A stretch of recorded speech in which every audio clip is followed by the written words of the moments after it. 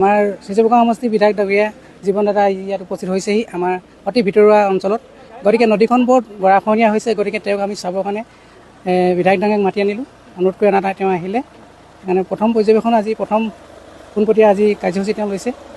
তেওঁলোকৰ মোৰ ফালৰ পৰাও কি কাম মই ওচৰৰ সমস্যাটো মানে নদীৰ গৰাখহনীয়া হৈছে, তেওঁক অকণমান সুৰক্ষিত কৰি দিবৰ কাৰণে আমি বিনম্ৰ পঠাইছিলোঁ। আমাৰ পশ্চিম চুবাহী বালিচৰী নদী, এইখন মোটামুটি আপোনাৰ বৰুৱাত একেবাৰে 5খনমান গাঁও আমাৰ মানে বানখহনীয়াত পৰি আছে, মানে হয় হয় গৰাখহনীয়াত হৈ আছে।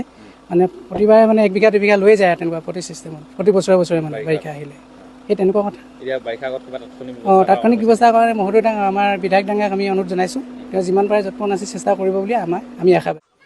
চিচিবকা সমষ্টিটো যথেষ্ট সমস্যাৰ জড়িত এটা সমষ্টি। মই প্ৰথমতে আহিলোঁ আজি মধুল কলেজৰ গোমনী মোদী তেখেতলোকৰ লগত আলোচনা কৰিলোঁ।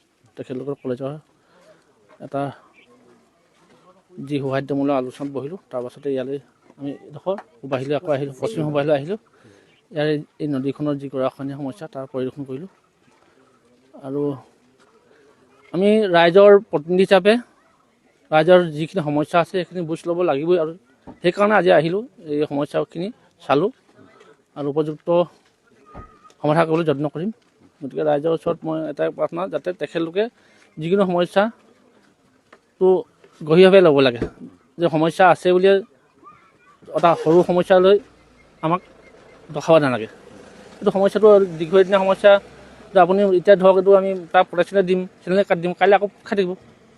ইয়াৰ এটা বৈজ্ঞানিক পদ্ধতিৰে এটা সমস্যা সমাধান কৰিব লাগিব আৰু ধৈৰ্য ধৰিব লাগিব। গতিকে সকলোকে মই আশা কৰিম আপুনি অলপ সময় ল'ব লাগিব, আমি এটা ভাল পদক্ষেপ ল'ম, নিশ্চয় এইটো সমস্যা সমাধান হ'ব। আপোনালোকৰ শপত গ্ৰহণ কেতিয়াকৈ আছে? 21 তাৰিখে আমাৰ শপত গ্ৰহণ আছে। তাৰপিছত আমাৰ 21, 22 আৰু 25, 26 তাৰিখে সংসদৰ অধিৱেশন হ'ব। তাৰপাছত আমি আকৌ সমষ্টিলৈ আহিম, সমষ্টিৰ ৰাইজক বুজ ল'ম, তেখেতলোকৰ সমস্যাৰ বিষয়ে কথা পাতিম।